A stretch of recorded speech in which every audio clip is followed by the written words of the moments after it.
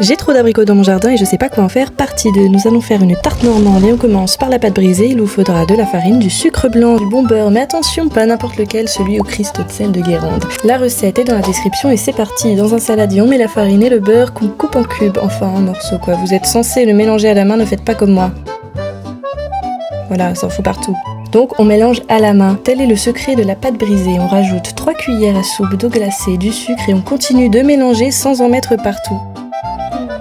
Jusqu'à ce que ça forme une boule et ça part au frigo. Deuxième étape, l'appareil. Pour cela, il vous faudra du sucre, de la crème normande, sinon ça marche pas, des noisettes en poudre, 3 œufs de poule naine ou 2 œufs normaux, 2 sachets de sucre vanillé juste parce que c'est trop bon et on mélange tout ça en commençant par le sucre. Ah ouais, non mais ça sent trop bon. Et les œufs. Non pas un, non pas deux, mais bien 3 œufs qui sortent tout droit du On fouette tout ça énergiquement jusqu'à ce que le mélange blanchisse et attention, on ouvre délicatement l'élixir normand que l'on vient d'ajouter à ce mélange et enfin, on n'oublie pas notre merveilleuse poudre de noisette qui va venir sublimer le goût de l'appareil. Étape très importante, on goûte et on regoute, c'est validé.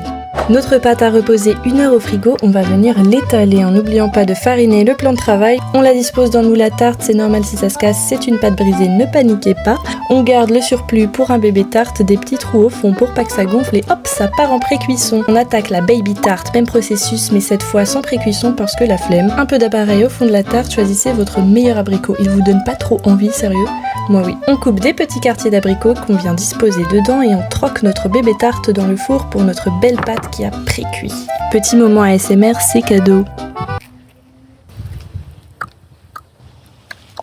On regoute pour être sûr, c'est bon, c'est validé et on verse l'appareil sur les abricots, pas avant. Et voilà, c'est prêt à aller au four, la bise. Ah quoi, tu nous montres même pas le résultat? Mais si, regardez, elle est bien moche mais elle est surtout bien bonne avec une bonne chantilly normande à la vanille de Madagascar et la glace abricot lavande qu'on a cuisinée dans ma dernière vidéo, n'hésitez pas à aller la voir, c'est un vrai délice.